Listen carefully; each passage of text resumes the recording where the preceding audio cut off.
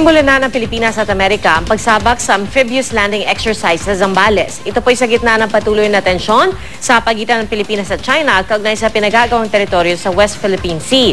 Ipinakita pa sa ating mga sundalo ang makabagong amphibious assault ship ng Amerika. Balitang hatid ni Oscar Oida.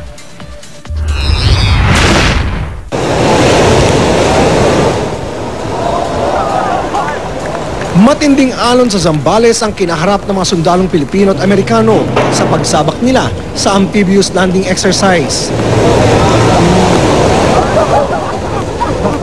Ginanap ang exercise sa gitna ng nananatiling tensyon sa pagitan ng China at Pilipinas kaugnay sa agawan ng teritoryo sa West Philippine Sea.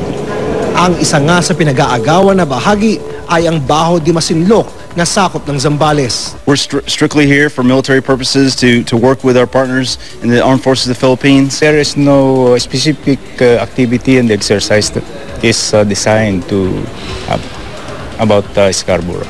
Sa Subic, inanyayahan ng Philippine Marines sa loob ng USS Boxer, isang US Navy Wasp-class amphibious assault ship.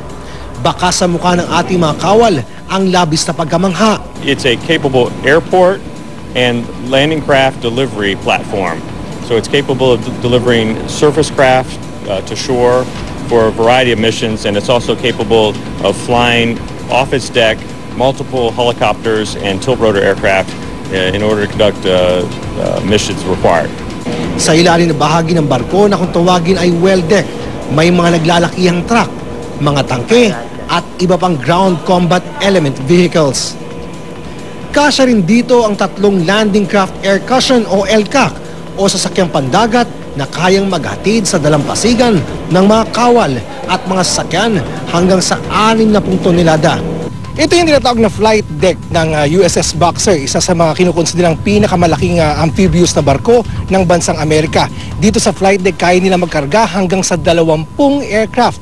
Bukod pa yan, yung mga truck at tangke na nasa ilalim. Pang-rescue rin daw ang barkong ito.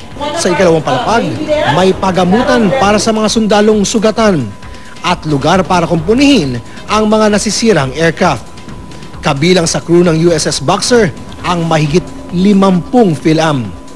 I think that is an important element that you raise is the Philippine heritage we have within our services, the Navy and Marine Corps. And we have a long tradition, and that it really helps our relationship in many ways.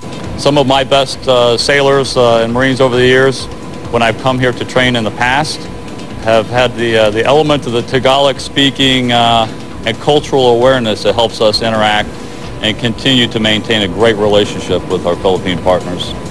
Isa sa kanila, si Corpsman First Class Joy De Dios. Okay, sit back a little bit more. You can't hear me from the back, just let me know. Bagamat hindi na halata sa tono ng kanyang pananalita, tubong Baguio City daw itong si Joy. Mahigit 19 years na raw ang nakakalipas nang sumali siya sa US Navy at bagamat may katagalan na. Amok nga sa Utilocan. Amok pa lang. Kaya ko nga mga tibaggoong, kare-kare, sisig, haan nga aso, hang kuhayang aso. Oscar Oida, GMA News.